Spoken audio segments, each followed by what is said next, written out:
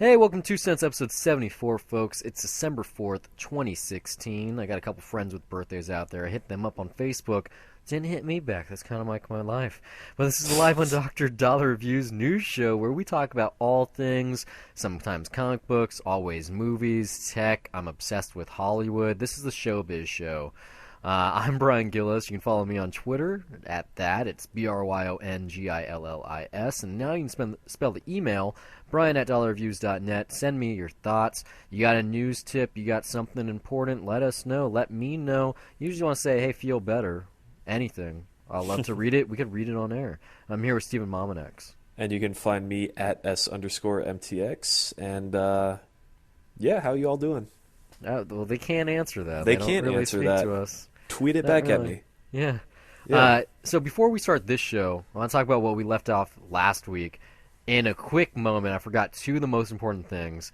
Kanye West was in the hospital for psychosis. He's happily out now. There's like a leaked tape of the doctor's call that I want to listen to, except I don't want to listen to because anytime a leaked thing like that comes out, it's pretty fucked up. Because in this situation, that means like the doctor must have recorded it and then gave it to someone and made money, and now people are listening to it. Yeah. But It's more not so, confidential at all. yeah, Fidel Castro died, which is actually a pretty big deal because that, after Obama opening the borders not too long ago, now it's gonna have maybe democracy. Maybe Castro's son goes in the power. I don't know, but pretty big deal. Probably the most important death of the year. I really still cannot. I guess we're all waiting, really, as far as just what's going to happen to Cuba. I thought you were gonna say we're gonna wait 26 more days to see what else, how many other people can die. I wouldn't be surprised. We can do that too. I don't know. Wouldn't be surprised. Jeez. I really don't want to. I'm afraid I might know one of them, so I don't want to think that way. Anywho, yeah. Sorry. Let's keep moving. So before we talk about news, I went somewhere this week. Yesterday on Saturday, December 3rd, I was at the PlayStation Experience 2016. It was pretty awesome. I don't think you know what this is, Steve. Basically, it's E3, but just Sony. It was in Anaheim this year. The year before, it was in Vegas. The year before that, it was in San Francisco. This You is got the a press third pass to annual. go? No, I went as a fan. I didn't even try to get a press pass. I just wanted to go, so I didn't care. I went with Luis, who's been on the show a couple of times, and a friend Tobechi, who does some YouTube content. He's in film school right now. Pretty cool. I went to high school with both of them, but one of them was like happenstance, and I went to middle school with him. He's a neighbor, actually. So it was cool. I went primarily to go to the showcase, like the big press event in the morning. We weren't there early enough, so we had to watch it outside in the cold, which became the hot. Like, I got a sunburn minorly on my forehead. Really cool. So I was in the area when they announced, like, The Last of Us 2 and the DLC for Uncharted and Loco Roco and Patapone coming to PS4. Like, lots of cool stuff, Parappa the Rappa. Not anything amazing, no new systems, no, like, amazing games that no one knew about. It was mostly The Last of Us Part 2. And the new Uncharted thing. But that was cool enough. I'm getting the Uncharted thing for free because I have the Season Pass, or actually called the Triple Pack. So anyone that has the Expedition Pack gets that for free. Some cool stuff that I did on the show, though. Everyone got a swag bag. It's like a PlayStation Store tote. It's awesome. I would have paid good money for that. You got like water bottle, sunglasses, cool lanyard. But nothing really amazing. I'm wearing one of them right now. I don't know if you saw it on Twitter. I got a Pied Piper t-shirt from HBO Silicon Valley. So that was cool. There was like a PlayStation View store, or not store, but little like exhibition on the floor, which we've talked about a lot in terms of over-the-air tech. It's a internet-only TV provider, so they had demos for that and their other cloud stuff. But it was really cool. Everything on the show was Sony, so all the TVs were Sony. There was all PlayStations, not all first party, but lots of content like Activision was there, Call of Duty, Capcom Cup. It was like the finalists for the Street Fighter. Long day. We left at like 7:30, got there at like 8 a.m., and then we left around 8. There was like 2 extra hours that we weren't even there. Probably the coolest booth that I was in was the Uncharted one, just because the way it looked. It was like kind of like you're in Disneyland, like wood floors, and there was a bridge and just a really cool queue line. And then also for that demo experience, the guy that was kind of chaperoning us had a ton of energy. It was really fun. Even though I already owned the game, I was like, yeah, this is actually a really good time. Like, it gave me a good idea of what E3 is like. Because this event is totally for fans. Like, the press are invited. There are, like I said, there's a press conference that begins the show. But it's for fans. It's called the PlayStation Experience. So I got to do like Loco Roco. I got like a selfie with the cast of Little Big Planet. Did a lot, walked around a lot. I think my total was like something like 16,000 steps on my pedometer. I So want you're to not say. kidding. You are tired. No, yeah, I was very tired yesterday. Like I got home, like I just kind of took my swag bag, like emptied it, put things around my room, and kind of just like thought about the day, like wrote about it in my diary, tweeted about it a little bit. Like probably the coolest thing all day was for lunch. I was so hungry from walking around. I got like a cheeseburger. That wasn't enough from the food truck. I went and got like a falafel pita and French fries, and then I was still hungry. Like I wanted candy or something. I just kind of lived with it.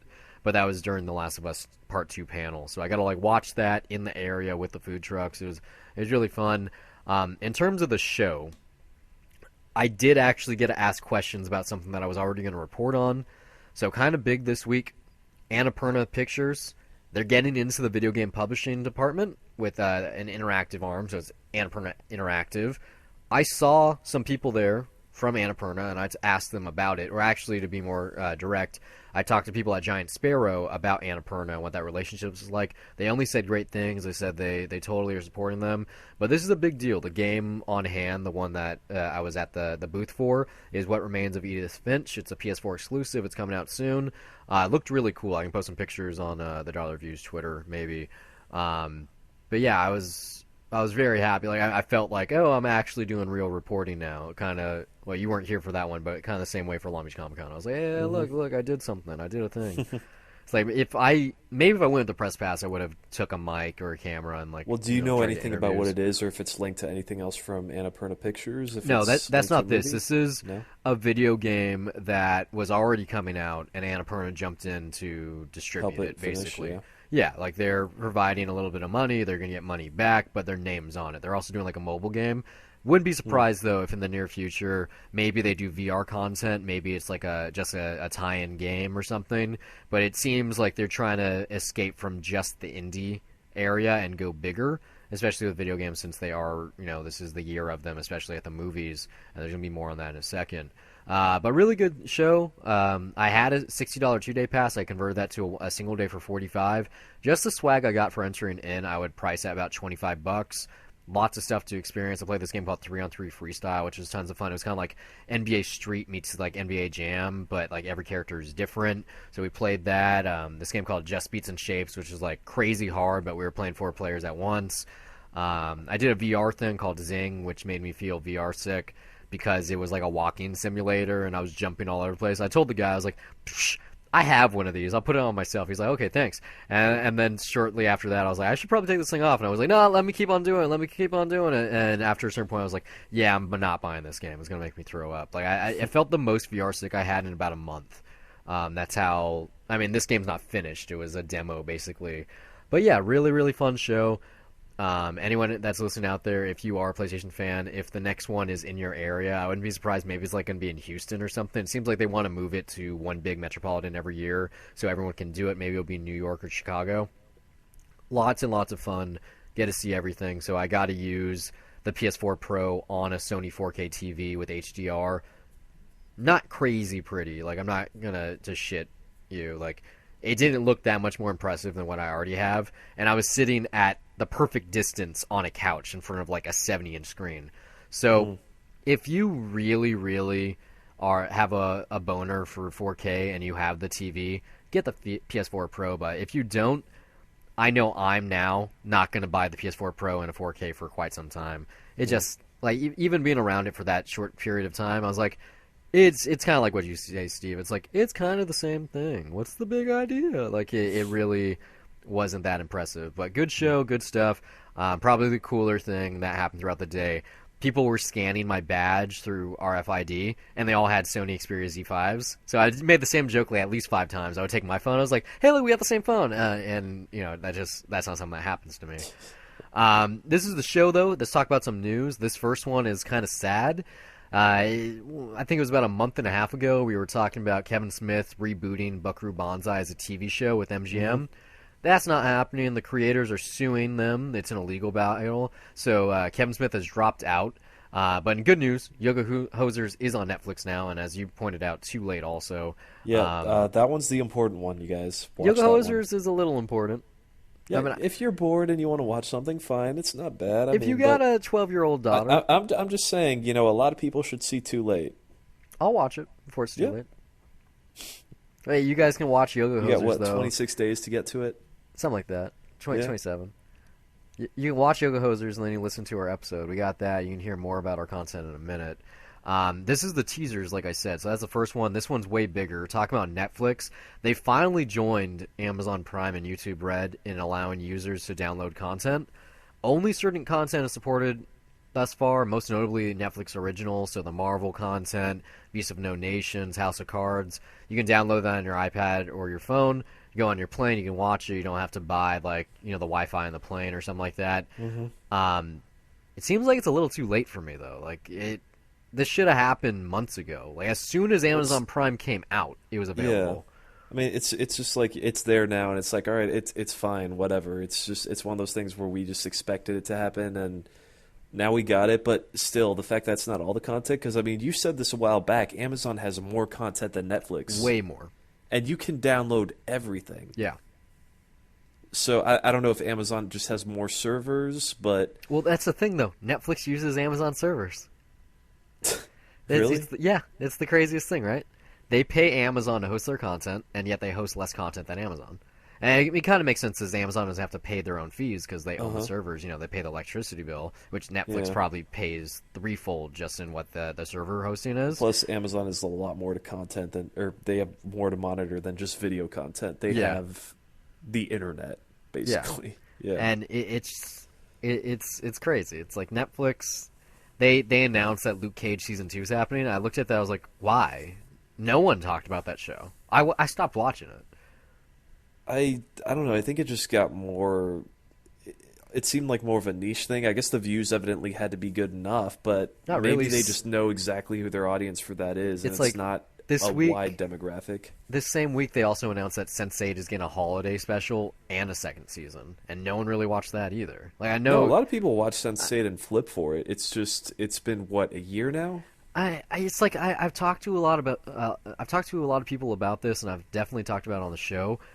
When something comes out on Netflix, people go crazy about it for a week, 2 weeks tops, and then it's dropped like no one even fucking knows. Like Stranger Things, bring that up again. Try No, to lot start of a people conversation are really about Stranger looking forward to Things. the second season. Oh no, I'm sure, but I'm saying like if you were at a coffee shop right now and you went, "Oh, have you seen Stranger Things?" You'd be like, "Yeah, it was pretty good. I really liked it. What are you watching now?" Like that would be the conversation. It's not this huge thing like that anyone cares about anymore. Like I think that's the saddest thing about Netflix or even Amazon for that matter. Like really loved watching Red Oak season 2 a couple of weeks ago, but I don't know anyone that watches Red Oaks. I don't talk about it. I really watch liked Red it. Oaks. Yeah, I've it's fun. still got to start the second season, but yeah, I really like the first one. Really good show. But I'll get to the second one at some point. there's something about the binge model that doesn't lend to extended conversation. Like when you're watching a TV show, like I'll say The Flash, for instance, since Kevin Smith just directed last week's episode. For 22 weeks of the year, you can talk about the show on a weekly basis. Mm-hmm. Or Westworld. The season finale was tonight. You can talk about that on a weekly basis. Netflix, you can talk about, like I said, for maybe a week. Maybe. Then the next week they have the new thing, whatever it is, and people are catching up on that. Sometimes, but no one at this juncture is going to be talking about House Card Season 3. We can talk about if that's because the season sucks, whatever, it doesn't matter. Well, it was like, what, 2 years ago? Or is that Season 4 that just came out? I think so. Yeah, I don't know. I'm up to date, but I don't know the number. But no one talks about it. Like, they talked about the first season. It's like it's hit or miss, but it's sad that they're the last to the download equation when they were the first to the streaming model. But at least they're there, like you said. They finally it doesn't matter when you place, it's that you did it eventually. So they're all on They board. probably just don't even have to really depend on people talking about it constantly. They know exactly what views they're getting. It seems like they're doing fine. I would have to assume that they're doing fine. I don't think anyone's worried about Netflix right now. They can do whatever they want, which they have. It's less about worry and more so just like pointing a finger and laughing like, ha ha ha, I can't believe it took you guys that fucking long. Because they have good content still, not even the original stuff. Like they still have a really good library. But you know it's gonna die eventually, and the original content can't keep you afloat. Like they got popular because of the TV model, but not because of their own content, but just like, oh, you haven't seen 30 Rock? It's all on Netflix, you know? Well, Like hey, last week we were talking about internet cable packages. You know, we're going to talk about we're that gonna be even talking about more that now. tonight, yeah. And yeah, that's the thing is like, I mean, Netflix was a start, but everyone's reacquiring their content. So, you know, it. I'm sorry, someone's knocking. Really?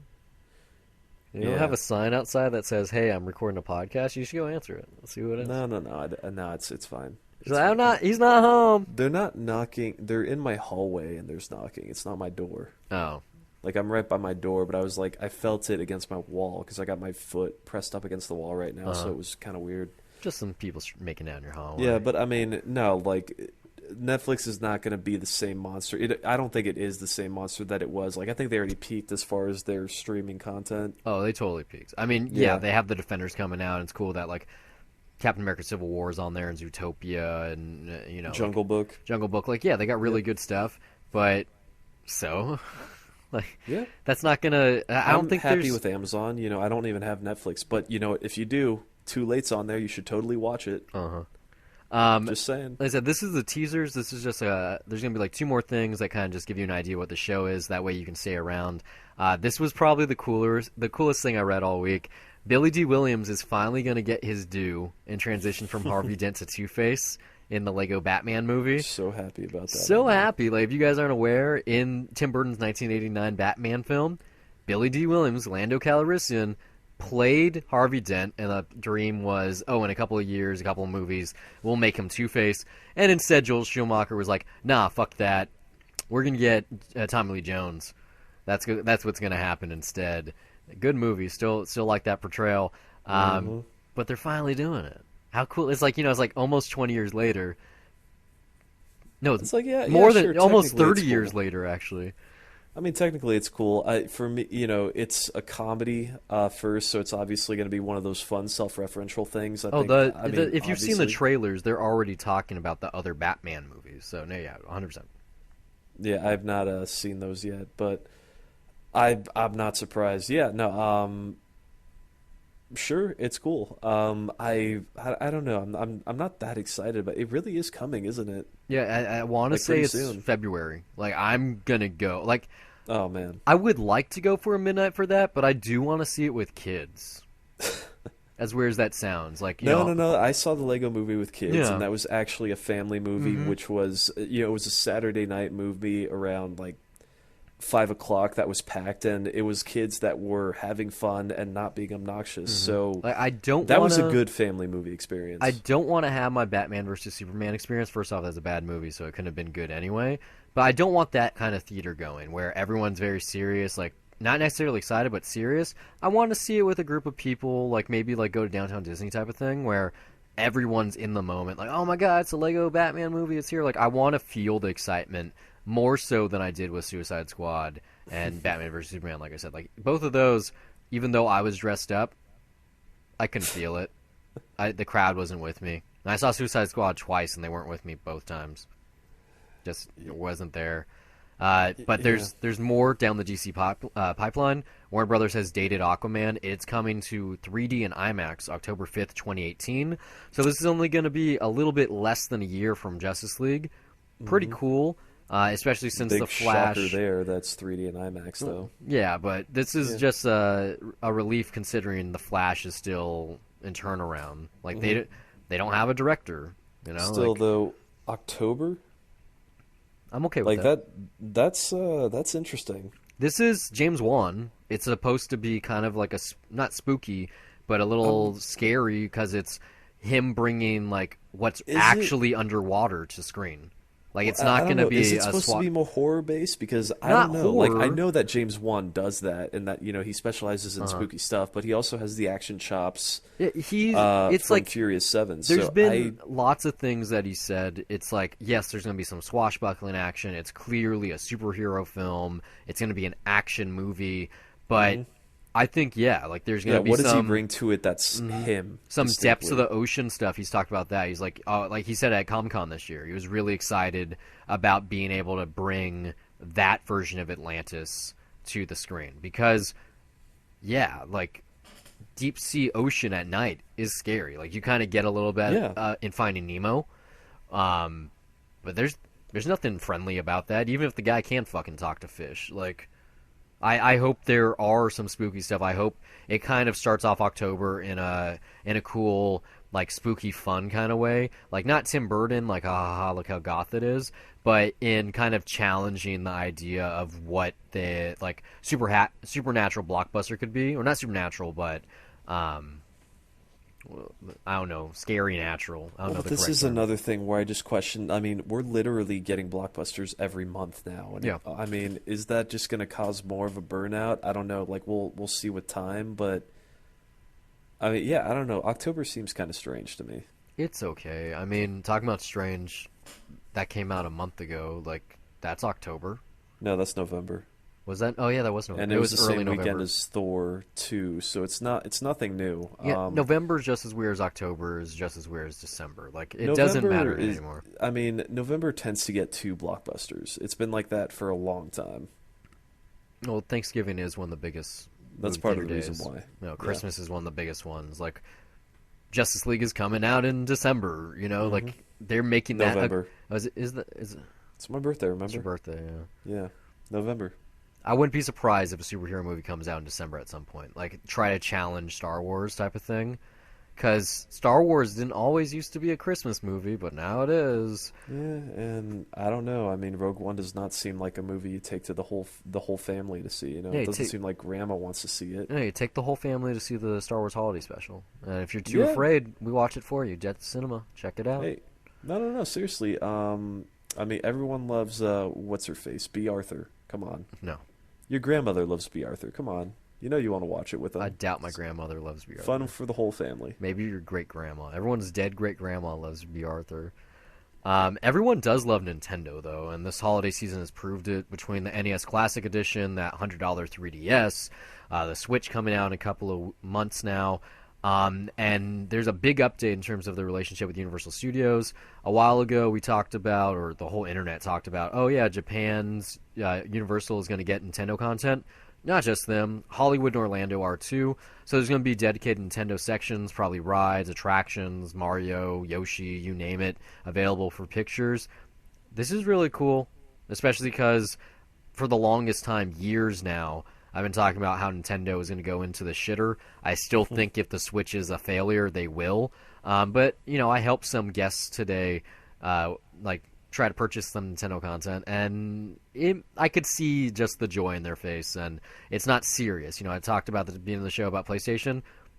Yes, I got to play Loco Roco, and I was excited to hang out with Sackboy and stuff, but it's mostly not pure at heart, you know, like it is more gamer centric. Whereas Nintendo, in the same way like the Lego Movie, it's meant for the whole family. It's meant for kids, and this could help both Universal Studios and Nintendo stay up because they do need something to follow the Wizarding World of Harry Potter. Like that's not going to stay hot for a while. I mean, who knows how long it's going to be though? There's a cool video you can watch to kind of get an idea, but it's going to be hush hush. Like maybe 2020 is when these attractions are coming out.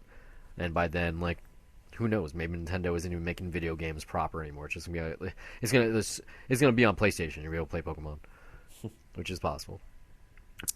Final piece of news, That'll be though. interesting. Final piece of news as a teaser before we talk about penny thoughts and pimp Mm-hmm. ourselves out for a little bit. Starting December 2nd, as in it's already happened, and it's going to last all the way until New Year's Day, several AMC theaters in LA, New York, Austin, and San Francisco are going to host Assassin's Creed VR experience for free. This is a collaboration between 20th Century Fox, Ubisoft, Oculus, AMD, and Dell. And before you ask, Steve, the theaters that you're going to be around are going to be the Block of Barton Orange Creek, right? and Barton Creek. Barton Creek's the only one in Austin that's an AMC Oh, yeah. theater. So Well, the Block of Orange also when you come home for the holidays. So you want to finally experience real VR? You want to try the Oculus Rift and do an experience that's tied into a big movie? Here's your chance. Go do it. well, It's going to funny be free to because the I'm public. actually going to be at Barton Creek today. Go. Yeah, They should have it. because I know that theater. They're doing a construction in a bunch of areas. So Uh-huh. yeah, that'll be interesting. I don't know where that's going to be set up. Check but, the website. I want to say like they're going to stop doing it. It's going to be like I think like 10 a.m. to 8 p.m. Maybe it's a little bit less than Yeah, that. they open around like 10, that theater. So you're going to be able to do a VR experience, a real one. I don't know the length of it. I know it's available already. I could download if I want to. I still want to see this movie. I saw the latest trailer. It looks good. And talking about trailers, did you see Tom Cruise's The Mummy? I did. That looks like a good movie. It was a good trailer until Oh, I didn't see it ended. I didn't see the trailer. I saw the teaser.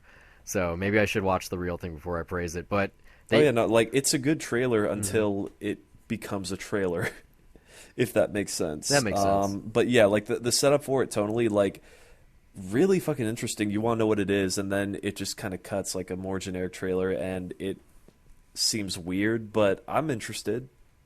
I mean, I Like still I'm totally game for it. still want to know if Dracula Untold is going to be folded into the universe. I guess we'll find out next summer. It's a summer movie, right? It has to be summer. I think so. It Yeah, has to be like July or something. Like it seems Yeah. like the perfect kind of July movie. Better yet, does Brendan Fraser get a cameo?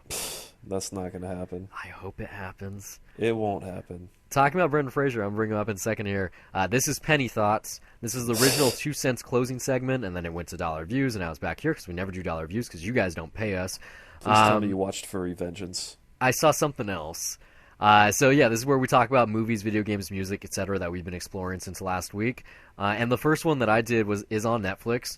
It's Justin Long scripted, produced, and starring rom-com with Evan Rachel Wood. It's called A Case of You. Really cool premise. It's like, what if this writer tried to perfect his persona to attract a girl that he met at a coffee shop? Like he's stalking her Facebook, he's like going to like improv shows to run into her, all these things, kind of the stuff that I am wont to do, except it's pretty damn fucking bad. And it's a shame because it has a really Because good it cast. doesn't sound that unlikable. It doesn't sound likable, honestly. It's really bad. Like Justin Long is the most unlikable I've ever seen. I can't believe he wrote himself to be this shitty of a character. It's not even that he's shitty. It's just he's a whiner. Like you don't care about him as much as I love Evan Rachel Wood right now, as most people do that are watching Westworld. She can't save it, but you got interesting cast. You got Vince Vaughn. You got Brendan Fraser. Fucking what's his name? Tyrion Lannister shows up. Peter Dinklage. Yeah, Peter Dinklage. He's really funny in it. Like he almost saves it, but no. Like there's some cool ballroom dancing. There is some good moments. Like this ending almost saves itself. There's some good music, but oh man, is it a waste of time? I've never seen a rom-com this like just no like it. Well, what was the one with Miles Teller and what's her face where they're stuck Okay, in that apartment yeah, in New York? that's like That 2 one days in New was- York yeah. or whatever. Yeah, that was is a big disappointment. Yeah, that's a disappointment because you know that they have chemistry and they have talent. It just wasn't made that well. And I think it was like a Jake Cashton movie or something. It was No. It It was wasn't him. someone's It couldn't have son. been. It was, and that's why it was a bigger letdown because it was someone famous's son, and you're like, oh, I think it was Mike Nichols' son. I Yeah. think Nichols was one of the I last think it was. names, Yeah, I think it was Mike Nichols' son. Yeah. But no, this is just not written well. There's like nothing there. Like it's a good setup, and there's some cool stuff that you've never seen before. But don't watch this one. Writing's not Justin Long's thing. I don't think that's even the case. I think it's just when you're that attached to a film, you shouldn't be in it. Because if it wasn't him, if it was someone else, maybe. It's just I love Justin Long in just about anything, even for like 5 seconds. Even if it's like a Zack and Miri type of cameo. Yeah. And in this one, you're just like, what the fuck happened? What happened, dude? You wrote this for yourself? You produced this? Surprised you didn't direct it. I mean, it is a female Good director. thing he didn't go on Kickstarter and ask for money then. Yeah. I think it was a female director, which Step Up is, by the way. So those are like 252 films by women for me. Ha ha ha. But the other things that I did this week were also rom-coms. I watched Save the Last Dance, which ended up being a rewatch, also Netflix, and so was the third thing, Sky High. Rewatched that, Netflix as well. Save the Last Dance was way better than I remember it being. I saw it like in 10th grade, and I remember thinking it sucked. It's a really good mashup of like Step Up and Othello. Or not Othello, I mean Jungle Fever. Othello to a lesser extent too. Yeah, Is it really? It takes I like the mean- best parts of Jungle Fever and wraps it around an MTV version of Step Up. I've never seen it. I remember seeing TV spots for it, but I just can't imagine Othello being it. Not I don't Othello. know. Like I said, I meant Jungle Wasn't Fever. there a movie called O that was Yeah. set in basketball that literally I own was that. Othello? I bought that for 25 cents. Yeah. Oh. That Is one, movie good? that one's Mekhi Pfeiffer. I haven't seen it yet. It's Mekhi Pfeiffer and Julia Stiles. Mackay Pfeiffer. Mackay, whatever. You're the only person that says Mekhi. And so yeah, it's Julia Stiles, and guess who's in Save the Last Dance? It's Julia Stiles. So she was just totally the honky in the black movies at that time in her Didn't the life. scary movies make fun of that movie?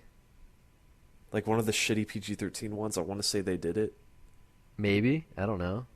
I can't remember, but I- I feel like if it's or not the maybe first Dance two, Flick made fun of it. Probably I don't know. Dance Flick. Like if it's not Yeah. Scary Movie 1 or 2, I can't really talk about what's in them. But yeah, Save the Last Dance pretty good.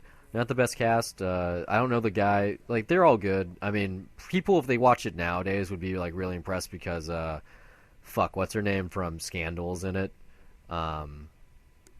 Kerry Washington. It's like one of her first movies.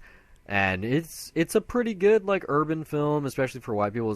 The whole concept of the film is the opposite of Step Up. It's like, well, if we take this ballet dancer who's going through some shit and we teach her hip hop. Whereas Step Up is, what if you take this ballet dancer and she meets a guy who's doing hip hop and they fall in love? Like the love story in Save the Last Dance is more of like a social commentary. Like I said, it's Jungle Fever. Like it's black and whites, they can't mix in urban Chicago, except it's like, oh, of course they can because this is made by MTV and the music's pretty good and there's like some cool club scenes. It's like a more legitimate version of just any kind of dance movie, except it's not a dance movie as weird as that is. It's like there's some cool scenes where the main guy is teaching Julia Stiles how to dance. But I'm watching. I'm like, I don't buy this. This is what's her name from 10 Things I Hate About You. Like, I don't. I've never really been attracted to you. I don't understand your whatever charisma you might have. I've never bought into it. Too skinny for me. I don't know. And now, like, I haven't seen the Jason Bourne movies that she's in either. So I'm not quite. I mean, I don't think those movies are really about fetishizing anyone. No, Really? Maybe Matt Damon. I mean, I don't. Even so, it's like, yeah, I mean, those movies are not sexy. Like, Well, don't you remember the poster for the Jason Bourne film where it's him with his shirt off with like the bandages on his hands, and it was totally a look how hot this guy was is. it like that for this last one? Yeah, and like Really? the first trailer was about that scene too. I want to say that sounds like a Matt Damon movie, but I don't know if it's that poster. I don't know. That was the poster. That but was, then, like, one of the yeah, first no, there is posters. a fight where he just wins in like one punch, and Yeah, that was in yeah, the it trailers. totally is that. But I don't know. Like, yeah, It that was series, fetishizing. it's far more serious for it. That I guess, yeah, you could see that as a marketing ploy, but no, like, I mean, yeah, there is Matt Damon working out and shit. But it's Matt like, it really, Damon. I just don't associate the Bourne series with sexy, you know? But like I said, the final thing I watched this week was Sky High. Buy that for $1. Love it. Still love it. I was at my brother's place. We ate dinner. We're drinking some wine, and It's a fun movie. they like turn on Netflix and they're like, "What should we watch?" And they're going through some stuff. And he asked his girlfriend. He was like, "Is Sky High good?" I was like, "So fucking good. I love that movie." And he was like, "I've never heard you say that." And they put it on. I was like, "Thank God." And he asked me. He was like, "Is that like nostalgia talking?" I was like, "Nope, it's good. It's good." And it was still so good, despite how cheesy it is. Such a great cast.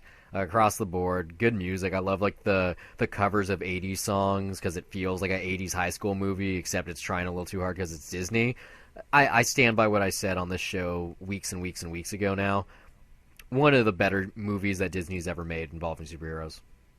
Top five. Top five. That's fair. Top five. Absolutely. No, yeah. So good. What about you, though? What did you check out this week? Well, I guess kind of like you know, I rewatched The Running Man for the first time in forever. I still haven't seen that. Forgot how great that movie was, and I saw it on 35, and it was a fun night. I love So yeah, Schwarzenegger. you have but not seen that? Fuck, that love movie is so much fun, Schwarzenegger. dude. I've seen it on cable. I started it too late. I know it's on streaming, or it used to be, and I never watched it. I'll watch it eventually. It's just, I don't know. It's just one of those like random films that I haven't landed on yet. Well, it's a really fun Arnold movie. It holds up a lot better than I thought it would, and especially seeing it with the crowd. Like, I'm sure you've seen that YouTube clip of Arnold going like, "I'm going to put my fist down your throat and ram it down your spine," and then like everyone's seen that YouTube clip, but like getting to laugh at that with an audience, like it's amazing, man. Like it was a special viewing. I had such a blast watching it. I'm so glad I went because I almost didn't. Also, too late, you guys. Yeah, I rewatched that because I yeah, bought you an bought it. iTunes Yeah. digital copy for Black Friday, which I actually don't regret since it's on Netflix now because I got to watch, or I'm still making my way through the bonus features. But yeah, for each of the 5 takes, they got production diaries on it, and I watched it for the first take to see how they did that, which they reshot it over the course of 2 years because the first time it wasn't how they wanted to do it, and it's just insane because it's such a fucking amazing take, like just that first scene, like how they use the techno crane and everything, like fuck, I love this movie, you guys. Like, it's on Netflix. It's gonna be on my list at the end of the year. But the last thing, I'm kind of bringing back a tradition of mine, which Brian Gillis, you're kind of responsible for killing. Okay.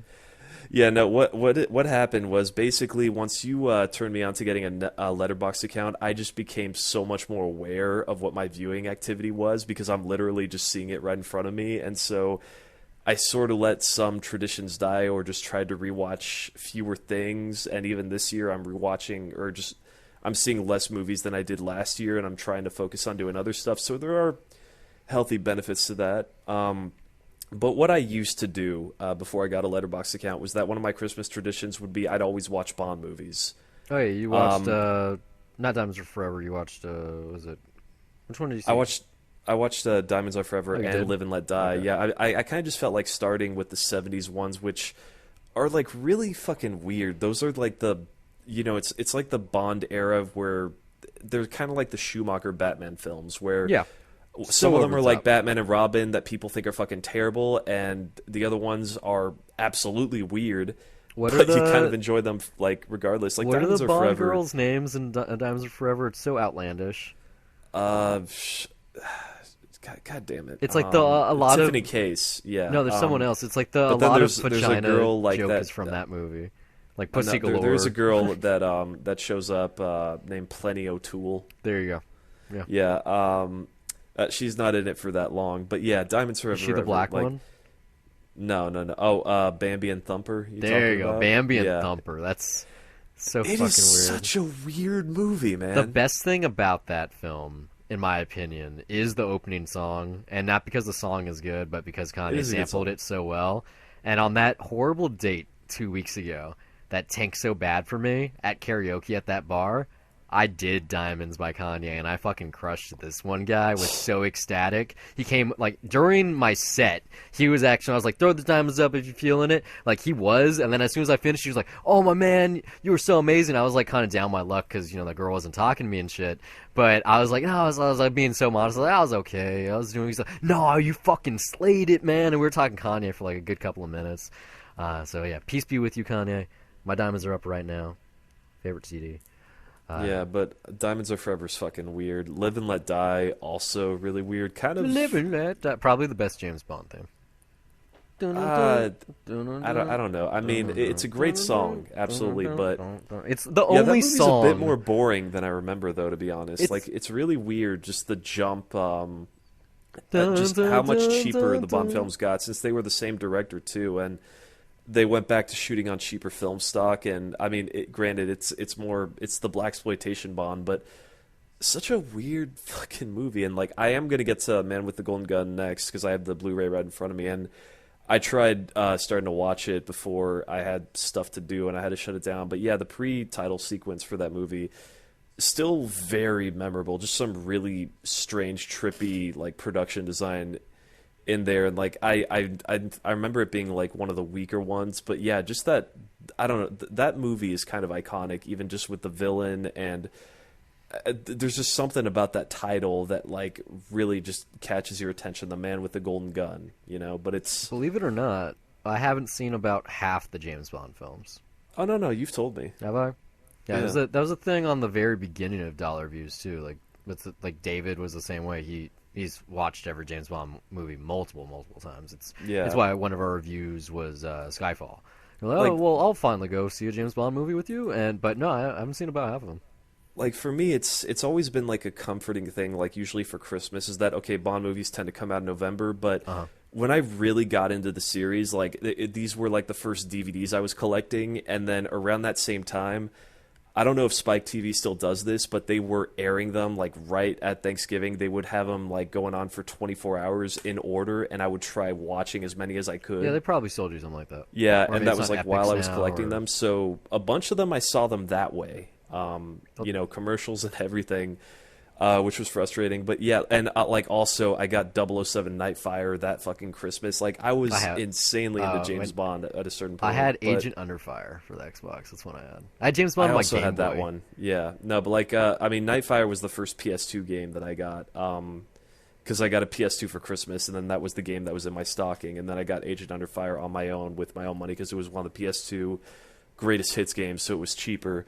I feel bad But for yeah, the I was PS2 really into it, and it's always been a Christmas thing for me. Like I don't know why, and then it just kind of died off for a couple of years, and lately I've just been in the mood to bring it back. And I just want to watch like some of the ones that I have not seen in forever, not like the big ones like From Russia with Love or Goldfinger, but I mean I'm gonna watch the 70s ones. I want to rewatch License to Kill.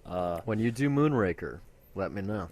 Maybe I'll watch it too. We'll do like a Penny Thoughts like dollar review episode. No, that's got to be a debt to cinema. No, I've seen it. You've seen it. Okay, really? Yeah, no, I've seen. Which How ones haven't have I you seen not James seen? Bond on the moon? Are you serious? Like anyone that's seen Austin Powers has Yeah. got to have seen Moonraker. You miss more than half the Okay, joke. but which ones have you not seen? I don't know. I don't I'm have the curious. list in front of me. It's about half though. I've seen Doctor Have you No. seen Doctor No? Okay, Wait, that have I one's- seen Doctor nah, No? Whatever. It's I've kinda seen From boring, Russia with honestly. Love. I've seen Moonraker. Never. What the fuck is it? You only live twice. Or maybe I saw Never Say Never Again. On Have you seen On Her Majesty's Secret Service? No, I almost picked that this That one week. is so great. Yeah, I haven't seen Timothy That one is Dalton. set during Christmas. Like that is a big part I of that haven't movie. is seen. that I've seen all the recent ones, all the Uh-huh. Pierce Brosnan and all of the Daniel Craig's. you haven't seen all the Timothy But, Dalton ones shit, I though. don't know. License to Kill. I would literally have to really, get the list out to figure out man. what I have and haven't done. This is the part of the show where it's kind of weird because Steve Uh-oh. or I lost our connection, so I'm going to keep talking. Yeah, no, you're back. You there Can you hear again? me? Yeah. I don't know what happened there. Steven. Me? Really? Oh no. We're having don't- it technical just- it said that you difficulties on our dropped. live on Doctored show. This God is how you damn it. know it's for real. folks. He just dropped again. All right. Yeah. So I don't I'm know if we're just talking gonna, to each other over each other pray right now. that I can entertain. Well, you. my internet is So fine. let me start by saying, you guys, I that have no I idea am what's not going as on. fascinating as you might think Hello? I am. It's just the voice. It's Hello? just me. This is how I fill it in. Can you hear me? You're finally back. Okay, I was about to kill myself. I'm sure we sound like we're talking over each other. Yeah, that was weird because my internet's perfectly fine, and that just says that you keep dropping. I don't know, but Yeah, they don't. care. anywho, But yeah, I would have whatever. to. I would actually have to make the list. But I've seen all the Daniel Craig stuff, all the Pierce Brosnan things. About maybe half, of the Sean Connery. Haven't seen Timothy Dalton. Haven't. I seen, really want to rewatch License to Kill because my memory of that movie is that it's a lot better than people give it credit for, and it's really fucking dark. Haven't seen the like- George Lazenby movie. I haven't seen. On Her Majesty's Secret Service is so good. Haven't seen a lot So of it. good, man. I love that movie. Someday. That's easily in my top five. Top five. Yeah, of Bond films, yeah. But something that we both watched this week was Terms of Endearment. We did that for Debt to Cinema, which you kind of teased a little bit right now. That's our semi-topical list of shame show. There's no topicality in this reason. I wanted to cry a little bit, so that's what I picked. Some other stuff that we've done recently, though, it's always put out on Wednesday. Dick Tracy, we did that because Warren Beatty put out a new film. West Side Story, Detroit Rock City, Love and Basketball, The Changeling, Riccio, The Story of Ricky, which is total awesome gore film. He's always gonna bring that one up. I on didn't every even episode. mention the reason why this time, and then also No. Bulworth. I feel like 2 years from now, when you're talking about what's on Debt to Cinema, you're gonna be like, "Oh, Riccio, The Story of Ricky." It's where I a do good an awesome rap. episode. Like I said, I didn't say the reason. You said it this time. I didn't say the reason. I think it's But you're always gonna say, "Hey," and that's one that we got. Like you're really pimping out that movie, not just the episode, but that movie. it's a good movie. It's a good movie. It's It a good is. It's a fun episode, movie. and it's the intro stands out by a mile, like a country mile. Like it's it's not even like the Kindergarten Cop, which you followed that up with the following week. really good intro too. Oh yeah, no. I'm not going to pretend that I topped that. Yeah, like, but you did. it's You still did really good. kind of inspire it, or just the idea of like, well, let's try playing with the concept of the intros, which I have not really been doing No, at yeah, all we've been lately. lazy. Yeah. Yeah, no, but like, I do think like at least with that, it just kind of opened it up where it's like, well, if we have something, we can do anything with it now, so why not? So that is the cool thing about that. And I don't know, with Kindergarten Cop, it just I wasn't like literally thinking I got to top that. I don't know. It happened there where I was like, you know what? I may as well try this, see how it turns Well, out. It could there's be a couple bad. other examples too. I don't want to say them all because it gives our listeners something to look for. But the Star Wars Holiday Special is different. Yeah, because I wish I got your first reaction where you were like, fuck no, that's not a movie. But I didn't have the Skype recorder going there, so I just kind of intentionally baited you in that one. But I yeah. can't remember anything else off the top of my head, but I know we've had more than a couple that break the mold. So like I said, that's Debt to yeah. Cinema. That's every Wednesday, and then there's Dollar Views proper, which you've been talking about a little bit. That's our spoiler-free show where we don't do recaps; we just talk about the movie. So we did Doctor Strange most recently, and then Yoga Hosers before that, which is on Netflix. And then all other ones are old, and you've probably seen them by now. Suicide Squad, Batman vs Superman. We did Swiss Army Man, Captain America: Civil War, and of course Magic Mike XXL, which has by far the most listens we've ever got for one episode. You can find all that stuff at dollarviews.net. We're also on YouTube, SoundCloud, all over the place. We're going to say that again at the end of the episode. And this right here, this is about the halfway point. I'm talking for a good while. If you want to support us, you can do so by going to patreon.com/dollarviews. Sponsor us. You could throw some money. Literally $1 a month from you guys would make a big deal. Because one person, that's cool. If 5 people did it, that's enough to go to the movies. Maybe not at the real theater, but at the cheapo one. And we could put more stuff out there. $5 is half of a Netflix subscription. Think about it. Everything helps, especially when we do this for free. But to start the real show, this is the headlines, and this is the big one you started the show talking about when I said PlayStation Vue. DirecTV Now is available now. It launched this week, and the price point that was rumored is true. You can, for only $35 a month off contract, get 100 channels in a package. It's a limited time offer, though. That same price is limited to only 60 channels normally, while the $100 I said it twice. The 100 channel package is actually $60. But even at $60, that's a good deal. That's way less. Mind you, this is a conversation we've had before. You still have to pay your internet bill, but not necessarily because DirecTV is owned by AT&T. So if you have AT&T already, you can not have this count against your mobile plan. There's been some errors and issues already at its launch. This is something that happens with new technology. It's bound to happen. Uh-huh. But there's still really great reason to get it, especially with the holiday season. You want a Fire Stick, Amazon Fire Stick? Sign up for 1 month, you get one. That's a $35 for free, basically. You want an Apple TV? Sign up for 3 months prepaid. Really good deal. Like, I'm thinking about doing the Fire Stick because I want one, and then also I want to try this out. Like I said, I kind of experienced PlayStation Vue the other day. Anyone can do a trial if you have a PlayStation device. But DirecTV Now is the real deal so far. Like, it has basically everything you could possibly want besides CBS and Showtime. That's supposed to be coming eventually.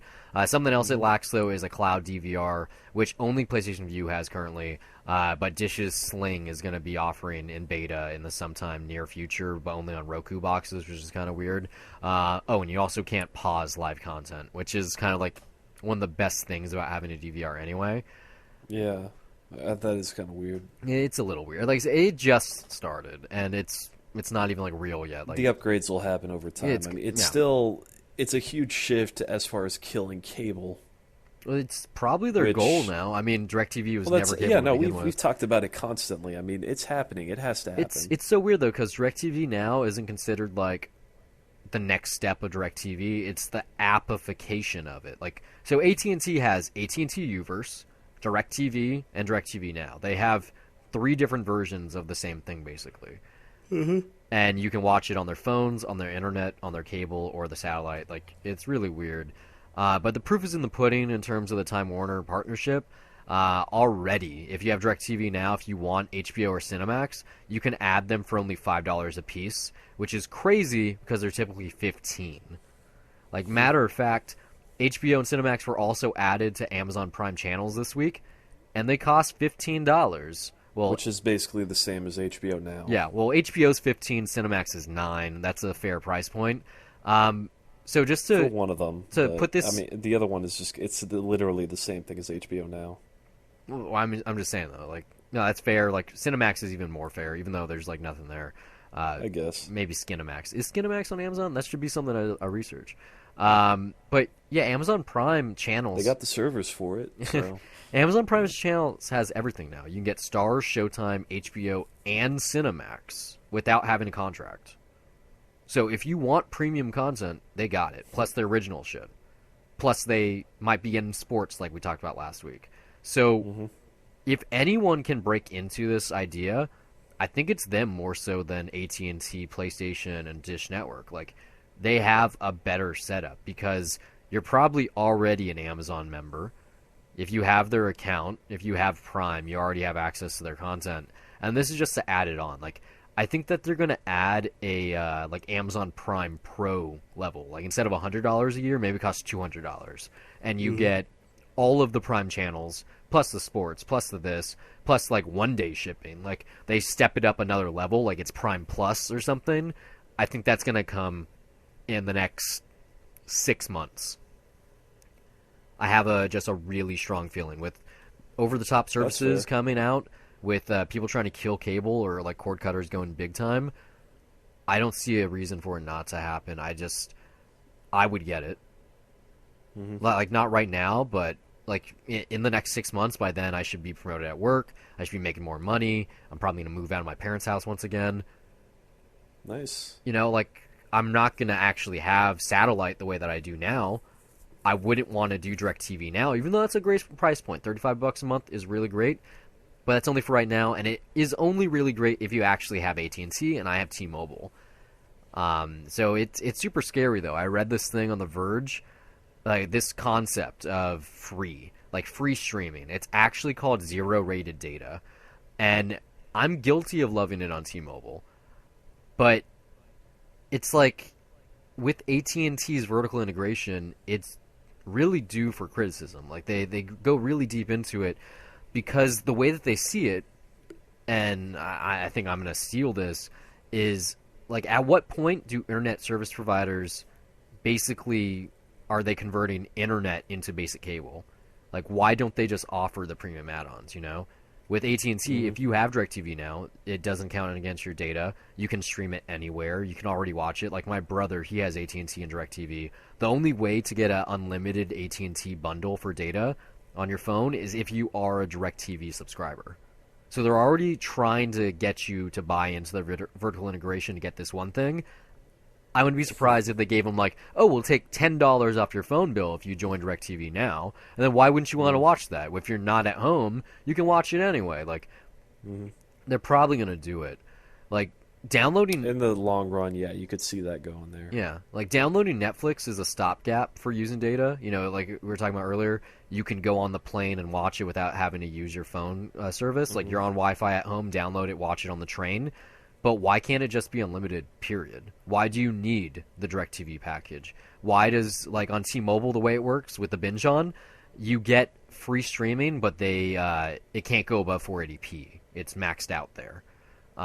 So it's really weird. It's constrained. And this is going to affect net neutrality. It's going to affect the idea of just freedom. Because when you're at home, when you're on Wi-Fi, unless you have really shitty ISP, they don't throttle you for going over your data allotment, versus on your phone, for the most part, either they charge you up the ass or you have ass low speeds. Like an extra $15 per gig or something. Yeah, something like that. Like, on T-Mobile, and I think Sprint's the same way, I just get throttled. Like, literally, if I go over my 2 gigs, it goes down to 2G speeds. They're like, I hope you like dial-up, because it does go that slow. It's that ridiculous. But this is something to think about, especially with all the players out there. It's not gonna be like this forever. Like, something has to change soon, because everyone everywhere should have unlimited access to the internet. You shouldn't be able to put a huge paywall behind it like this, and you still can't actually get unlimited in the first place. Like, they have to fuck the Affordable Health Care Act. Where's the affordable internet phone bill plan? What happened Well, I to mean, those healthcare I think is more important than it's fucking pretty technology. important, but it's only important when you're in need It's for important help. that I don't want to die. Yeah, You but know, what I'm saying yeah, is like but unless emergency happens, you don't need the healthcare. You need internet or your phone every minute of every day in today's world.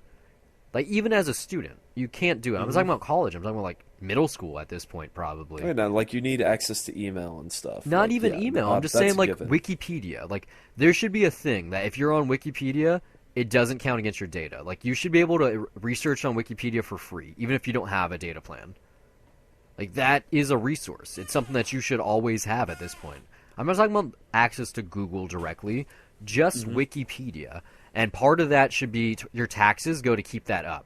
Because if you've used Wikipedia before, if you're on there right now, you have to get this big message. Like, if everyone paid $3 right now, we could stop the donations. I've donated to them before. I'm probably going to do it again this year. I can't imagine how many, like, if I was this age 30 years ago, I would probably have a full encyclopedia set. And I still wouldn't be able to research half the stuff that I have on Wikipedia in even like 1 year's time. So, if you're listening right Yeah. now, fuck the Patreon. Donate to the Wikipedia organization. Give them your money. Keep them active. Keep the best thing on the internet alive. Like, I use Wikipedia I mean, it is essential. Like we use it all the time. all the time. Like, I use Wikipedia 20 times more often than I use internet porn. Easily. Yeah. I don't have an app dedicated to porn on my phone. I have Wikipedia as an app. You know, I have IMDb also, even though that's fucking horrible now since Amazon bought them. I hate that app now. It's so shitty. There's ads everywhere. It's the worst thing.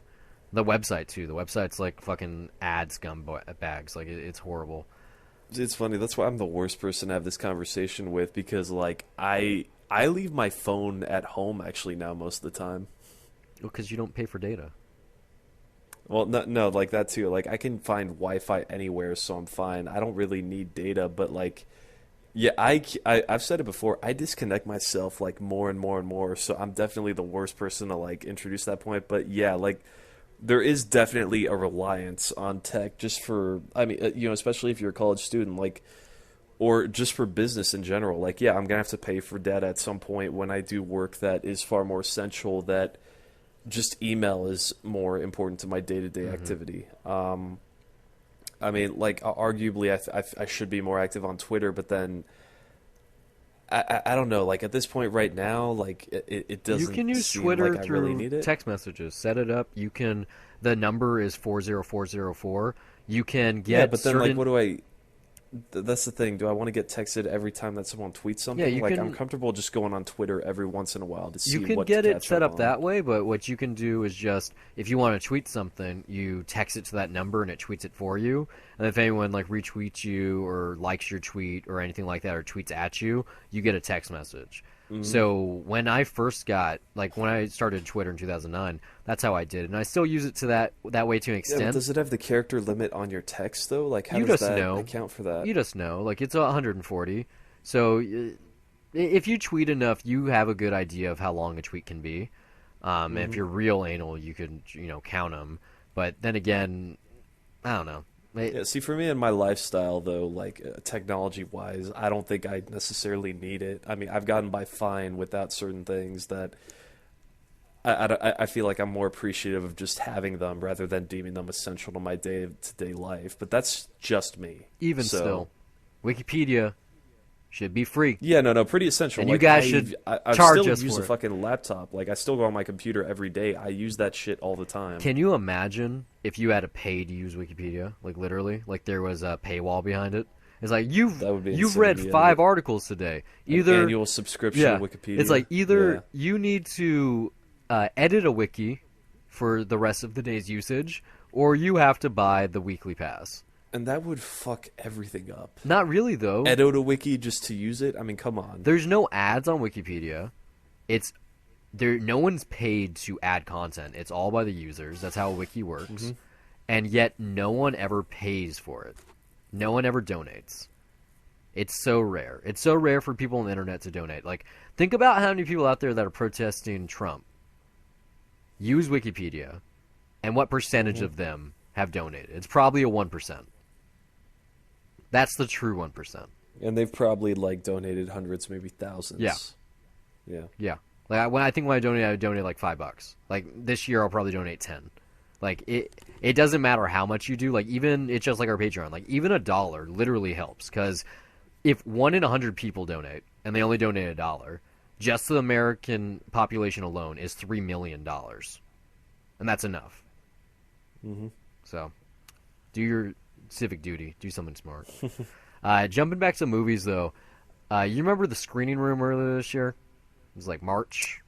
Yeah. Yeah, Sean Parker trying to make that startup to begin, was it home theater viewing of Was movies? this back in March? I want to say it was not that long ago. What, that we were was talking it? about I mean, this. you could check the website if you want. It was quite some time ago. I want to say it was like March or April. It was the beginning of the year.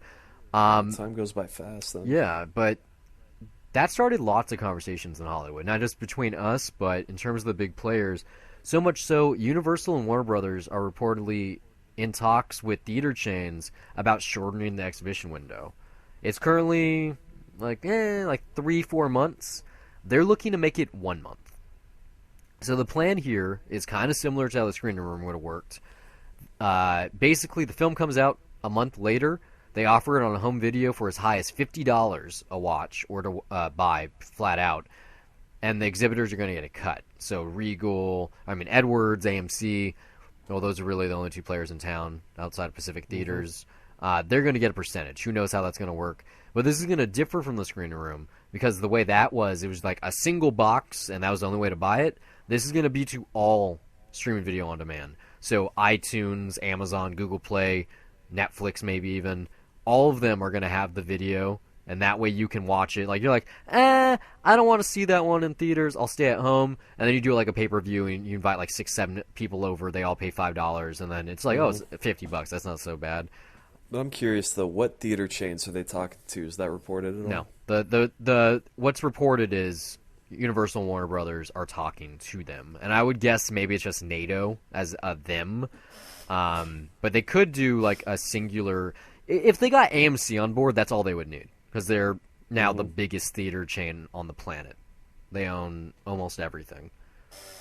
So if they got them, that's all they need, really. And I'm sure everyone else would follow suit because you don't want to be the odd man out. But this should be a thing. You took classes with Gary Perbola, right?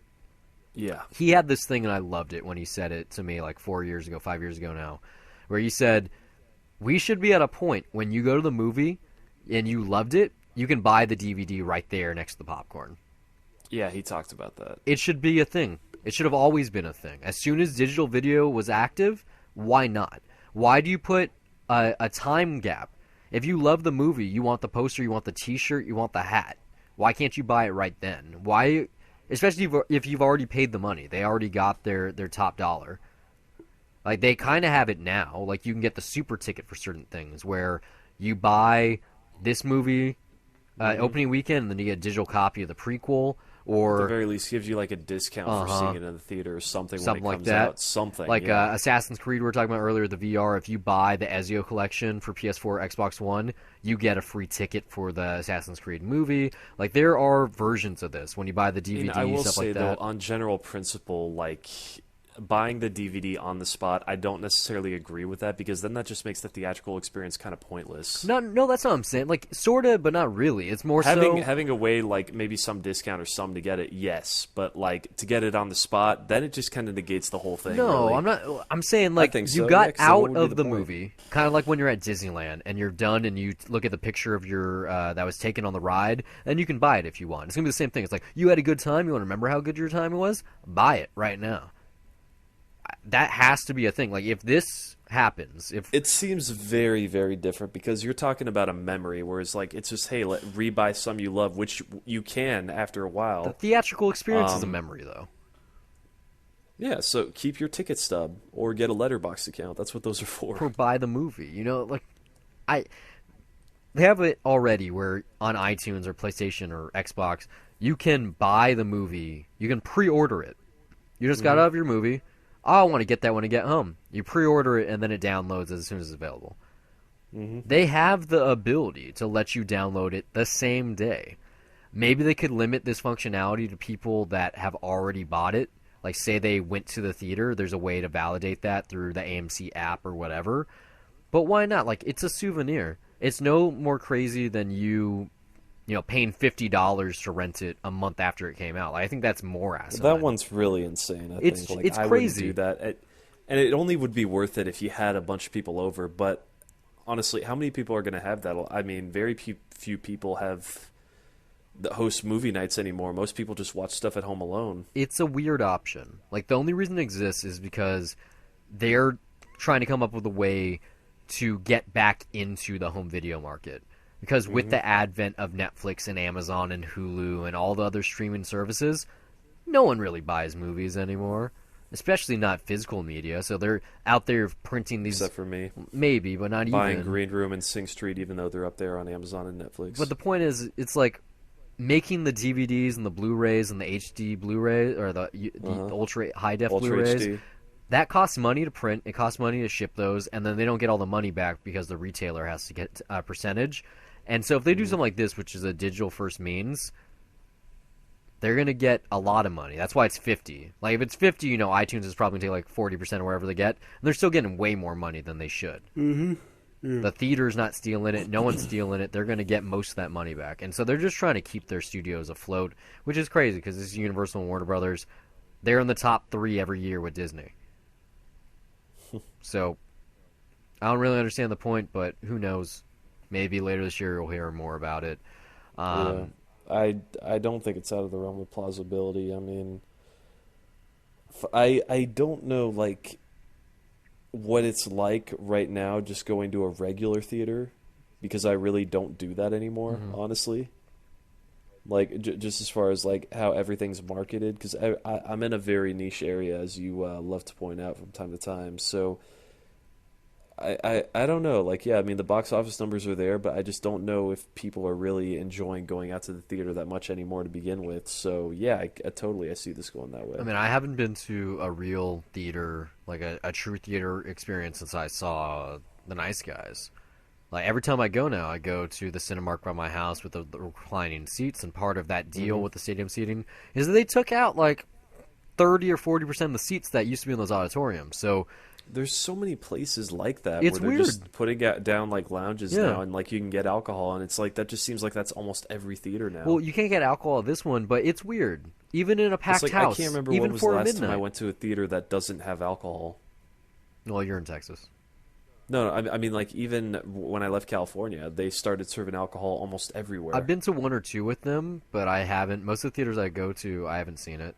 And I'm also the kind of person that wouldn't do it, because when I drink for cheap reasons. I don't want to spend a lot of money unless it's like the plastic a really cup good thing beer. at, like, Regal is stupid. Yeah, I'm not like, spending their system is $7 stupid. on one beer. Fuck I'd rather that. get a pint brought to me for like a legit price, Like, which is what I get at the I'm happy PlayStation with Experience yesterday. They had small cups of good beer for $8, and I went, no, I'll pass. I was like, No, I can get good beer for $4.50, and it's an actual pint that's brought to me. yeah, see that's okay. yeah. This is a whole. It's called a draft house though, so you know. Yeah, I know. Yeah. It's amazing. Um, But it's not everyone else. Yeah, not everyone else, especially not China. You know, we like to talk about how Wanda keeps on moving and building its legacy in Hollywood. Well, this time around, they're literally doing that and building up in Beverly Hills. They just had their $1.2 billion development approved. It's going to be a hotel and condo combo that's going to break ground sometime next year. And it's going to stand across from the Beverly Hilton. It should be up by 2020. The city, most notably the Hilton, is trying to fight this. But Wanda's going to have a literal foothold in Hollywood by that point. They already own Legendary and Dick Clark Productions and AMC. They're going to be buying more. They want to buy a major studio. They have Legendary. By This this is literally point, a countdown to I news wouldn't items be too until crazy Wanda to has a believe very that this is strong going to be like hand, yeah. the Shit. place to live in Beverly Hills. It's All like they right, already own the city. okay, Why wouldn't you're you back. want to All right. live there? Like, imagine it's called Paramount Pictures Lofts or something. The Legendary Luxury. Like, by this point, when it's built, their studio in China is going to be open. Those resorts are going to be open. They could possibly like make their own theme park here at that point if their grand scheme goes across. Sorry, in Hollywood? Not in Hollywood, but in America somewhere. Because your call did drop for a bit there, so I'm still catching up. No, like when we started this show, Wanda wasn't really a thing yet. Like I'd heard the name, At least, but we didn't really, we weren't aware of what they were. well, they weren't like they owned AMC. They owned one thing. They weren't really anything. I'm sure we talked about it because when we started this show, I still worked for AMC theaters. So every once in a while, it probably came up like, "Oh yeah, AMC is owned by China," but I've said it and I'll say it again and I'll always say it. Every week, Wang Zhelin's company does something kind of big. And I'm sure there's enough going on with just them that there might even be podcasts just about what they do. Because that's kind of half the show. Like, if you just took the talking points about Wanda from all of the 2 cents we've done, it would probably be like 20 hours. More than one entire episode. Yeah. I mean, no, it'd be like 20 hours, I think. Look, the head of Wanda works every single day of the year. Yeah. Like, every single day. Like, you know, they're always going to be doing something. Just crazy. It's hard to... Yeah. It's like, the more they move into Hollywood, the more Hollywood tries to move other places. And proof of this is Rotten Tomatoes. You know, earlier this year, they bought... Comcast bought Rotten Tomatoes. But they also own Fandango. And Fandango just acquired its second Latin American e-ticket site. So, like I said, China's moving here, and now they're moving otherwhere. Like, I think maybe they're trying to preempt the box office boom in other developing countries. Like with Brazil and Chile and Mexico. Like, America's always had a big spot there. We gave them the cameras so they could make film during World War II. Maybe we're just trying to reclaim that property because, like, seriously, why would you do this? You're already having this other big country coming into us. Why would you want to go to other countries? Like, the only reason is greed. Like, they have to be thinking, oh, we can They expand. need some options. They need some to go after, and that's the only target. I mean, because Asia's out. Africa's unlikely. I'm guessing, right? I don't know. All I know is that I'm tired of the acquisitions. I'm tired Stop reading about of them. big But yeah, no, they businesses keep happening. becoming bigger. Like, the company I work for is part of, like, 9 companies. You know, like, conglomerates is where it is. The small neighborhood store doesn't exist anymore. The small independent cinema doesn't exist anymore. It has to be a chain, and then it has to become a national chain, and then an international chain, and then it becomes fucking Wyland Yutani, and you own I feel planets. sorry for the reality that you live in, but You no, live like in the the- same reality. You work for the same thing, you know? Like, partly, yeah. But I also know where all the competitors are that people want to support. that my dad owns his own business. Mhm. His aunt owns her own business. A lot of people in my family have gone that route. The blue collar, this is me. You're interacting with me. I am my business. Yeah. And so for me to be from that cloth and to be working for the corporation, every time I go into work, I know that I'm not valued. My sales aren't even valued. It's a bit of a betrayal, yeah. It's not that I feel that way. It's more so when I walk into work and I clock in, everything about me as an individual is being put to the limit. Right, you're just a prop, and you can be replaced at any time. And Like, they don't give a shit about I've been you, realizing that throughout this year. Like, it is fiscal reporting. It is stock Believe me, options. I feel the same way. Yeah. Like, it's the stupidest, craziest thing. Like, you know, Donald Trump, he won because he made people believe we are fucked up and China is taking our jobs and the world is going to shit and we have to stop that. We have to make America great again. And nowhere at all in his platform did he ever say how he's going to make America great again. But he made that notion become something that people clamored for. Like that's why I mean, there's a lot of people in Middle America that are hurting. You think that there's too many corporate shit around us now, but yeah, there's people that like can't work in Ohio right now. Well, Flint, Michigan still doesn't have clean drinking Oh water. yeah, You fucking know, like the it's insane. These are all very vague promises, but you totally see why it is why that happened. it's like Obama won Ugh. because he ran with the idea of change. He's going to change Hmm. things. Trump won for the same reasons. He just made Yeah, he just phrased it promised differently. yeah, he promised a bigger change. Hmm. He's going to make us great again. And he's not going to be the guy. Well, I don't know. Like that's, I'm No interested. one knows what's gonna happen. I'm man. interested because It's if he was serious about stopping the Time Warner merger with AT&T, if that was a real thing, if he wasn't just trying to get good marketing buzz, maybe yeah, maybe he would also disallow the whenever Wanda tries to buy a studio. Mhm. He said he's done working at his company now. Or when he enters office, he's going to stop working for his company. But yeah, It's tough to know what to believe anymore, though, when it comes to speculating all that we're stuff. just Honestly, we're but we're moving closer to the Wall-E world. Like it's sad to think about. yeah. Like by and large is a possibility. Oh no, I don't. I mean, if anything, like almost every single post, or I don't know, Utopian Society and some sci-fi movie, or hell, even Running Man, like. Uh-huh. You know, what's fucked up is that movie is set during 2017 when, you know, just we live in a militarized police state. You know, there's censorship everywhere. The rich are rich, the poor are poor. Too many things are eerily close. I mean, it really is like, hey, we've, you know, you can point at all science fiction. It seems like we are heading that way inevitably. It's sad. I mean, I say this after starting the show talking about going to the PlayStation experience.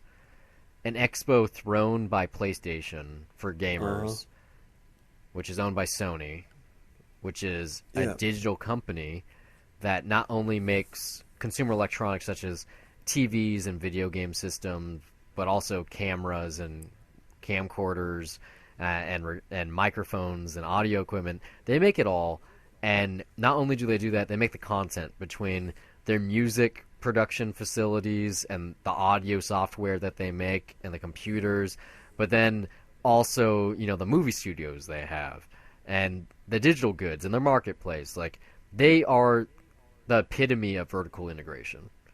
And yet I fanboy for them like none other. And with that being Now, everyone's got their brands that they kind Yeah. of love. Like most people do. They're loyalists in that Yeah. sense. but like I do it to a pretty extreme extent, like, and not so much Sony Pictures. You're not that Star Wars fan that's No. going to lose their shit when someone says no. No, like, you know, like I said, you will say no to your handful of PlayStation. like Things, you know? like I said, I'm not blind, you know. Like I'm not like, ooh, it's a Sony Mm-hmm. Pictures movie, I'm gonna love it. Oh, this is on Sony Records, I need to buy it. And a lot of people are like that with Rogue One, where it's like, oh, it's Star Wars, it's great. Well, some people Fuck are you. the same exact people are like, oh, it's Disney, it's gonna be great. So that's why Yeah. Disney bought Star Wars, because they knew what they were getting into. They were buying the fans that they wanted, the same way that they knew when they bought Marvel, they were getting the fans that they wanted. Yeah, they are seriously whoring this shit out. Oh now, yeah, where it's Indiana like, Jones is yeah. gonna be bad. Like that's when it's gonna come full circle. Like that's like because they need another thing. Like I wouldn't be surprised if somehow Avatar was like uprooted from Fox and landed at Disney, just like Star Wars. Because they need that. They need that fuel to keep their fandom alive. They need something to make people come back to the park. Yeah. But talking about Sony, this is the final movie news on the show. This is fucking weird. They just cast, Speaking of more brands, yeah, they cast Amy Schumer as their live action Barbie. How? I don't know. it's weird and I like it. I like it too, but not really, Yeah. because Barbie is meant for little girls and Amy Schumer is a shock comedian. Oh yeah, this guy. That's why I like You ever it. got your chest really sticky because you're eating in bed, or like shit like that? Like, oh no, that was actually the jizz that fell out of my mouth last night. Like, that person is gonna be being Barbie. It's said to Yep. be in a way to kind of like battle the image Mattel's doll has had over the years by offering like a good morality story for the whole family, whatever. Like they're targeting like Splash and Big and Enchanted as examples of the tone that they're striving for. And I get it, you know, like Amy Schumer, she's attractive, but she's not exactly what you think of when you like picture like, oh, hot girl. Like she's bigger than most, like her face is whatever. She's a little bit of a butterface, but she's still attractive, and I guess that's how it works as a Barbie. And so I can picture it now, like they're going to use Barbie World, like the song to open the movie. Yeah, and then it's gonna be like some kind of musical montage, like, oh, but I'm not happy here. It's gonna be just like Wreck-It Ralph. It's like, I don't like this. Let me find my own world type of thing. I just hope it doesn't flop really bad. Like Sony can't afford. Like, I don't want Sony to sell their movie studio to Wanda. I don't want to see that happen. That's gonna be so sad. Man, I don't know. You said no, like that. Well, not in terms of being a fan. Selling the Columbia. Yeah, like I maybe. don't know, want to see that because they might have had a good amount of flops over the years, but they made the Spider-Man movies, guys. Yeah, they made 2 good Spider-Man movies. They made the Jump Street movies, Men in Black. Like they've made some really good franchises that people love. It's just then, yeah, they also have shit like they made Switch, or not Switch. They made Hitch. There's a good amount of shit that they've also done that they shouldn't be proud of. So it's both ways. You there? This is Tech and VR. We teased it at the beginning. I don't know if you're What the still fuck is going talking. on, This man? thing keeps cutting out. Hello? I'm so tired. I'm gonna edit this episode. Oh man, what is going on?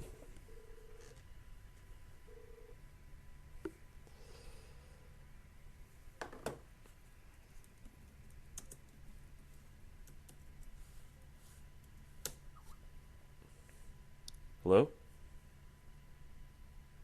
This is why. Hello. Yeah, this is exactly Can you why hear me? successful podcasters do it in person, because you never run into this issue. So I'm just That's gonna bound to happen when you live in different places. I'm gonna edit around that one, not the first one maybe, Alright. but definitely that one. Did you track down the time? No, I don't. No, I'll know. It's like 1:20 roughly. I'll make a note right here. It's like 1:20. Yeah. 0:00. 120, 121 on my thing. Yeah, something like that. So yeah, this is the tech and VR section. We kind of tease this throughout the show, especially at the top. The big VR news this week isn't something that I necessarily care for, but it's a great, just kind of like a not litmus test, but it's going to pave the way for the rest of virtual reality. Ubisoft has joined CCP in making their VR games cross-platform. So what that means is their upcoming game, or not upcoming, but Eagle Flight is going to be just like eValkyrie in that VR multiplayer is going to be across the board. People on PSVR, people on Oculus, people on HTC Vive can play together. And so it doesn't matter. This is going to be on their Star Trek Bridge Crew game. Also, Werewolf Within, which seems like one of the things that I might buy, except I don't know if I'm that lonely. But they're not alone. Microsoft has started doing the same with Gears of War competitive play this weekend between Xbox One and Windows 10 PCs. So as the internet becomes more ubiquitous and more people have different variances in what they have, it's become a norm recently, or it's gonna become a norm, that it doesn't matter where you play, you can play together. And virtual reality is the first step in that, which is like I said, it's not exactly exciting because it's already been done. But I hope it becomes more widespread. Because, you got exclusives. Sony owns certain games because they're a game publishing studio. Oculus is the same way. HTC, obviously, because they have different tech. But for certain things, especially like a seat experience, like, say, like racing or driving or whatever, yeah, it makes sense. And so that's what Eagle Flight is. You're a Eagle and you're having 3-on-3, like, flights against each other. And you're trying, I think it's like a relay race a little bit with like goals. Like it's kind of hard. It's hard to explain like any virtual reality experience or game. Still got to have one. So, well, fucking movie theater tomorrow, hopefully. Yeah. But or today, I will see. Well, this is cool. It's gonna help Ubisoft, get more market share, which is nice. And then, like they're like TechCrunch had like reports, so I wasn't thinking about even bringing them up, but like there's possibly real VR headset numbers out there. and Sony is ahead of both Oculus and HTC, but it doesn't fucking matter, especially with a news point like this. It's like you don't want to win, you just want to be part of the race, because if you have good competition, that means more people buy it. It's like without the Sega Genesis, Super Nintendo wouldn't have sold so well. Without PlayStation 3, the Xbox 360 wouldn't have been the top seller. Like you need your rival. So I hope that doesn't change soon. The rest of the show is VR, or not VR, it's 4K. So 1 week after YouTube getting 4K HDR content, they have now allowed 4K live streaming, which is awesome, even for 360-degree content at 60 frames per second. So they kicked this off at the Video Game Awards. That means anyone out there that has a 4K camera can watch, or not watch, but they can record themselves for the internet at large. Really cool, and they're not alone there. Hulu also offers 4K streaming now for people on PS4 Pro and Xbox One Slim. Just like Netflix at the top show, it's limited to original programming. And also, you might be happy about this, Steve, if you know the Blu-rays, 20 James Bond flicks. So a lot of 4K stuff out there. It is the time to be alive if you care about those extra pixels. But that is the show. We are tired. It is late. Where can they reach and you Skype again? is failing us horribly right now. Killed us 5 minutes out of us. Where can they reach you, Steve? S_MTX on Twitter, and Steve at dollarreviews.net. Yeah, and you guys can get me on Twitter at Brian Gillis once again. And we're all over the place. Like I said, dollarreviews.net. We're on Facebook, Twitter, WordPress, Tumblr, Dollar Reviews. Also, Google Play Music, iTunes, Pocket Cast, Stitcher, TuneIn, YouTube, SoundCloud, and even Podcat. So if you want to find our content, that's the way to do it. Easiest way, Google us. Jets of Cinema. Have a good week. See you next week on a better Skype call. One can hope. I'm tired.